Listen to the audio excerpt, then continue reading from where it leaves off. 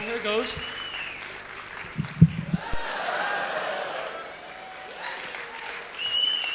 $7 that was up there, you know. But I love you people too much. So has everyone been picking up on the political connotations behind the act so far? No, good, because I'm being a little subtle tonight, but tonight I'll be making a lot of political statements with my hair, right? So watch out for that. South Africa. Right, so it's great to be in the Olympia, because I must say, out of all the venues I've played in the world, this is definitely the one I'm in tonight, so which appreciate that. No, because I'm not one of these performers who patronizes their audiences. I'd never do that, boys and girls, because it's cheap. Hey, you're beautiful. But hey, you're beautiful. Hey. Well, it's great to be in the Olympia tonight. Chilly? But no, because apparently these days, actually, I have to say, I failed my driving test yesterday. Failed me for stalling. How humiliating. He said to me, would you get into the fucking car? I was going, nah. Okay. Nah. Okay. So he failed me for that. It was terrible, you know. But apparently these days, if you want to do stand-up comedy, you have to talk about sex, religion, and flying. Well, frankly, I'm going to talk about things that happened to me. Came over here tonight on the plane and sitting beside the Pope. Fucked him. Didn't really. Oral sex for Catholic, for God's sake, come on. But so, well, the World Cup was quite good, but did anyone notice that guy at every match with the little sign saying John 3:16? It's the gospel, you know. I looked it up the other day, and the quote is, the meek will inherit the earth if they play 4-4-2 formation. So. I was listening to some of that Wimbledon on the radio. I was listening to it on the radio, and I thought it was an erotic play for the first 10 minutes. So, fault. Oh, fuck. But I'm not frightened of flying, because recently I was traveling and the air hostess was getting us relaxed, you know, giving us massages and stuff, like travel first class.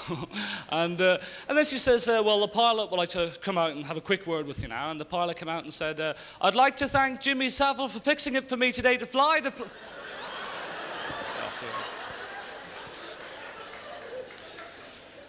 Ireland. But see...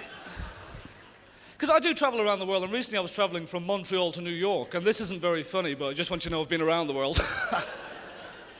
There's no business like... Sorry. But a true story, actually. The pilot actually came out and says, we're going through a little bit of turbulence at the moment, so if you could please stay with us till we land. Fair enough. Sounds good to me. No, because in America as well, I don't know what it is, but American people say and shit at the end of every sentence. I think they learn it in elocution lessons, you know, how now, brown cow and shit, you know. But obviously, like, you know, I was doing a couple of gigs over there, so feel free to heckle, because in America, people carry guns. So, like, you people can go, you know, piss off, and I go, piss off yourself. But, like, in America, like, someone says, hey, man, you suck. I do, don't I? Don't shoot. Slightly different, you know. But the only thing that really annoyed me in America was Irish Americans. Come up to me after the gig and say, here's some money for the boys. I'm not married, actually. The boys. I paid for my holiday anyway, so that was quite nice. Because I actually worked for the Irish Tourist Board in Dublin. Bullshit this, by the way. But I actually worked for the Irish Tourist Board, and they used to come in, and you know, the Irish Americans would come in and I'd say, can I help you? And they'd say, yeah, we're looking for our ancestors. And I go, oh, sorry, they died 400 or 500 years ago. Sorry to break the bad news to you. And shit. But, unfortunately, like, I have to live in England to ply my trade, but it does sound great, actually, doesn't it? Ply my trade, but I'm a bit like Jerry Ryan, aren't I? Blah. It's 5:42. But no, see, and I have to do it in England, and they have a different concept with history, like, you know, take our history books, take someone like Oliver Cromwell. Now, in our books, it'll say Cromwell came over, took the land, raped, murdered, killed the people, what a complete and utter bastard. But in English history books, it'll say Cromwell, defender of the British Empire, and apparently used to holiday in Ireland. So slight difference of opinion there. But I did say I do travel around the world, and I do a lot of hitchhiking. And I don't know what it is when you're hitchhiking, but you always get into the car and you go, thanks very much for the lift, mate. And they'll go, him.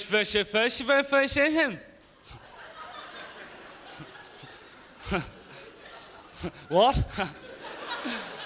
And you can say what 3 times before it becomes very embarrassing. And then you have to go through every non-committal expression you've ever learned in your whole life. Because you'll be there saying, him. Sometimes. Oh, no. Occasion. The weather, yeah. Yeah, you're right there, yeah, definitely. Because we're told we're not very honest people. Like, you know when you go into the barbers and they make a complete fuck of your hair, you know? And they go, how is that? Fine, thanks. Yeah, I'll ask for you next time, thanks. I've always wanted to look like Peter Beardsley. Much appreciated, thank you.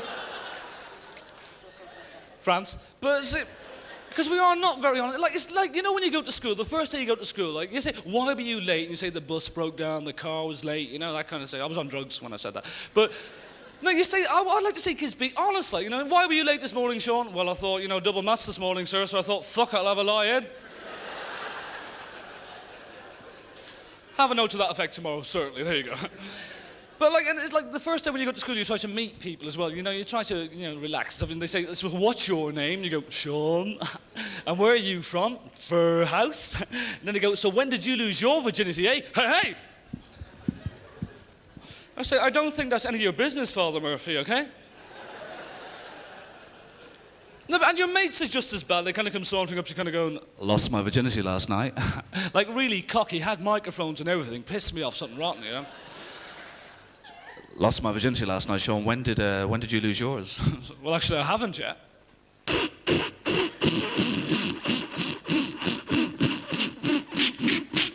And apparently he sold it to the Depeche Mode. They got a big hit out of that as well. That's one for us youngsters.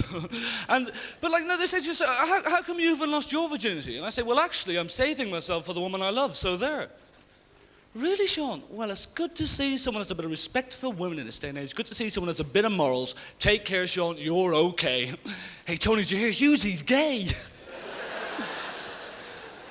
I actually had a gay uncle. Like, you know the way we all have a relative that your parents say, don't go near your Uncle Jerry. Well, ours was Uncle Jerry, funnily enough. Because like, he'd call around to the house, he'd ring on the door, and Mum would go, it's your Uncle Jerry, don't go near your Uncle Jerry. And he'd sit me on his lap and tell me about the bees and the bees. I thought it was great, actually. Just recently, my little brother came out of the closet. Said, what the fuck are you doing in there? Get out, your dinner's ready. Terrible. Has anyone here got a younger brother? Aren't they such a pain in the arse? Like, you know, when you're growing up, you want to with people your own age. Can I play? Fuck off. And your parents make you play with him, and he was terrible at games. I played cops and robbers with him once, and he grassed on me. To do 3 years in Borstal, it wasn't funny, actually. But I used to get him back. What I used to do is late at night when he went to the toilet, I'd wait until he was just about to come outside, and I'd go, boo! Anyone else do that?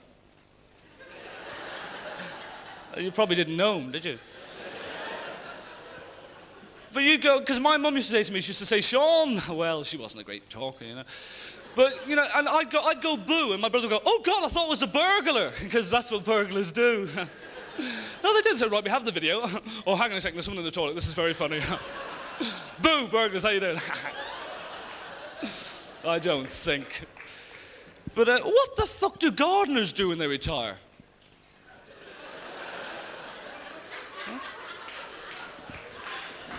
Baffles me, that one. But, so, I take it we're all football supporters in here tonight and stuff, yeah? No, because I used to play football when I was a kid, like nothing professional. I played for Bose, and, But no, I used to always play like we were always lined up waiting to be picked, like, you know, in the park with the other guys. And it's always that stigma attached to being the last one picked for the team. Like, you don't want to be the last one picked, so you're always saying, I'll give you some chewing gum if you don't pick me last. And then to your mates, you're going to go, yeah, got a bit of a dodgy knee this week. Don't think they'll pick on me too quickly. And the rest of them go. And then the two captains are the two, like, bullies, and they pick the teams. They go, Gizzo, my side. Wizzo, my side. Fizzo, my side. So, I'll play in goal if you want, guys. I'm really good in goal. It's Hughes. Oh, here. Sharon, my side. Debbie, my side. Say, sorry, Sean, you can't play today. There's an odd number. Why don't you piss off? I go, fair enough. I'll go home, sir. I'll probably feel really alienated for the rest of my life, but you enjoy your football, okay? Just bring my dog for a walk. Come on, Patch, let's go. We don't need you. So, Sean, yeah? Patch is picked. Have a good game, Patch. He actually plays for Shamrock Rovers now, a bit of extra money for the house.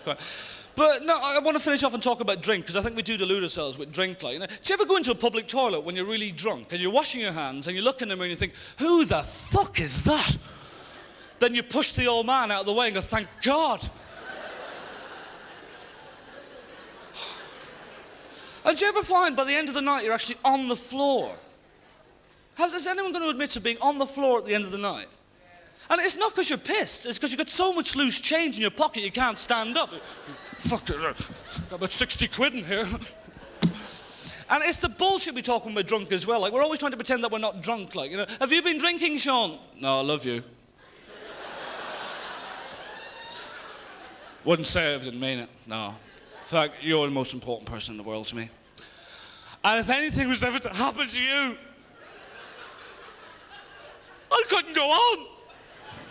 Because I love you. And the policeman said, look, just take the breathalyzer like everyone else, okay? Typical Saturday morning in our house, Dad would be there kind of going, you cheeky pup, you cheeky pup, you cheeky pup. Because he was really into rap music for some reason, like that. And he'd be there kind of going, you cheeky pup. And Mum would be there saying, leave him alone, leave him alone. He deserves it, that cheeky pup. Mum would go, but that's one of the neighbour's kids. Dad was a very strange man. That's because he came from my mother's side of the family.